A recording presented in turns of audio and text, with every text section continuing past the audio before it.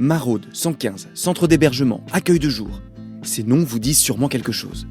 De la rue à la réinsertion, un ensemble d'acteurs se mobilise pour faire sortir les personnes de la grande précarité. Mais qui fait quoi ? On commence par les maraudes. Ces équipes de professionnels ou de citoyens bénévoles vont à la rencontre des personnes sans abri d'un quartier. Les maraudes créent du lien social, distribuent des repas ou des kits d'hygiène. Elles peuvent aussi être médicales. Une équipe de maraude peut également intervenir suite à un signalement d'un riverain auprès du 115. Le 115. Ce numéro d'urgence gratuit et ouvert 24 heures sur 24 gère l'attribution des places d'hébergement d'urgence et oriente les personnes vers les services adaptés. L'accueil téléphonique y est sans condition et très sollicité. Le 115 Paris répond à lui seul à plus de 450 000 appels par an. Les accueils de jour.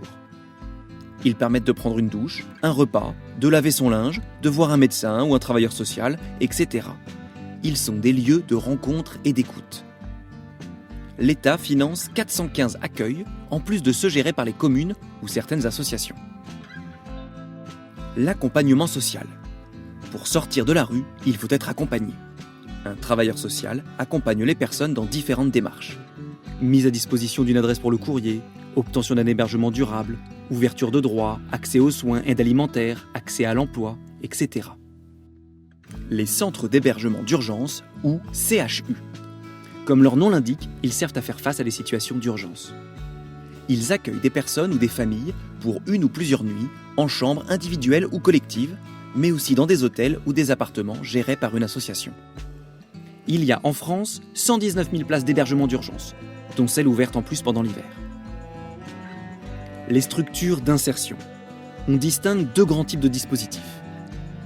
Les centres d'hébergement et de réinsertion, les CHRS, accueillent des personnes ayant besoin d'un accompagnement global et individualisé. Ces hébergements sont collectifs ou en appartement. La prise en charge peut durer de quelques mois à plusieurs années. Il y a 44 600 places de CHRS en France. Les logements accompagnés, quant à eux, favorisent l'autonomisation des personnes et le savoir habiter dans un logement. Ils peuvent être des pensions de famille, des résidences sociales ou de l'intermédiation locative.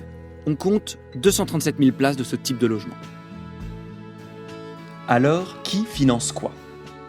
Ces différentes structures sont opérées par des associations et financées par l'État, les régions, les départements et les communes.